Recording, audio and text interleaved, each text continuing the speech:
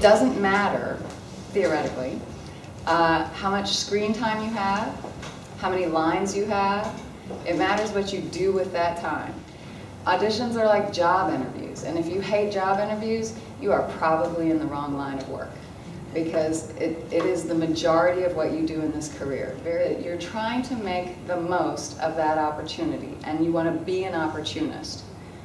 The point of the audition from the point of view of the people auditioning you is that they're trying to find the best, the strongest choice for the part, which is not necessarily the best actor. It would make sense that the point of going to the audition is to get the job. But remember that mathematically, even if you're having a really good career, you're gonna almost never get the job. So the point of the audition, in my perspective, is, I think I heard somebody say, make an impression. Be unforgettable.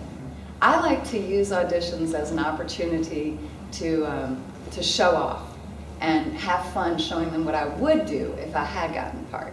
Like what a genius I am in my living room, you know?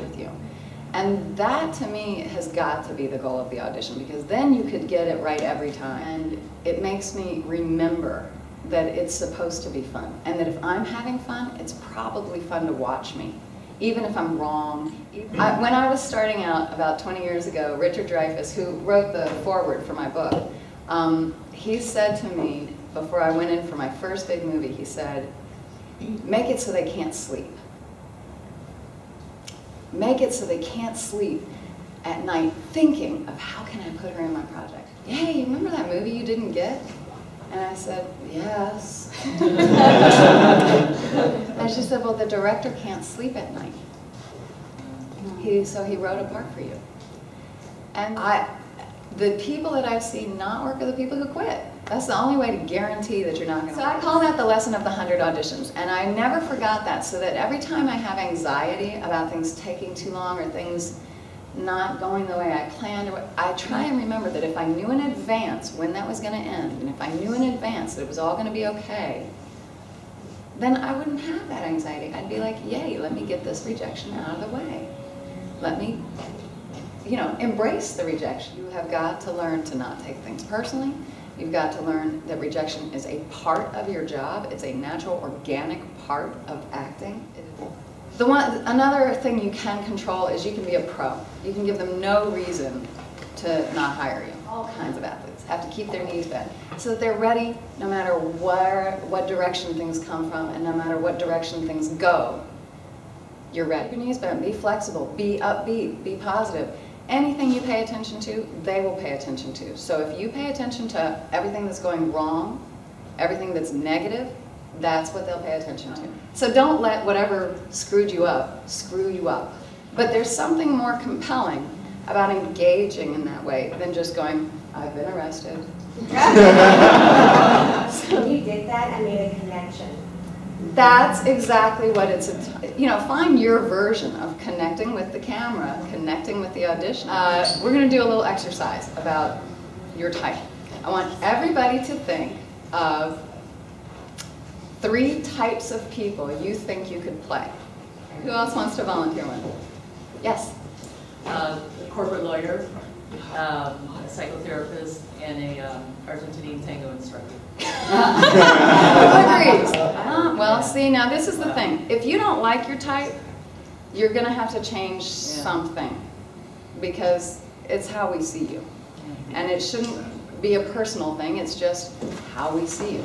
But, pretty much this is me, and I can either cash in on the me of me, or get all offended that they only want to see, I'm a Shakespearean trained actor and all they want to do is put me in my underwear, that the very things that will stop them from hiring you in the beginning might be the reason they can't live without you in the end. You want to take the note and add it to what you were already doing. They're not saying, don't come in with what you came in with. They're saying, do everything you were doing, but pull back that one note. When you get the callback, they want to see more of the same. They want you in the same outfit, doing the same thing. They'd like you to be a little bit more off book. But they want to see more of the same. And the reason they brought you in is because they liked something. No matter what happens, no matter What happens? Remember to not focus on the negative. Just keep plowing through. You only get a few minutes for an audition, so turn those minutes into moments, and then you can turn those moments into a career. This is my 2 minutes. It's not your 2 minutes. You know, it's like I want It's their 2 minutes, like, your bar, but that's them. You don't get a bad attitude over it. It has nothing to do with you. You're there to show off. Again, you're then paying attention to that, which means they're going to pay attention to that. Look, I've had people talk on the phone while I'm auditioning, and you know what I consider that? I consider that an opportunity for me to show how much I want what I need in that scene even harder, and force them to look at me, force them to deal with me through my acting. You know, need what I need in that scene so desperately. Figure out what the scene's about, figure out who you are, figure out who you're talking to, and figure out what you need from them. And you'll be square, even if you only have 5 minutes to prepare the audition, which oddly enough happens.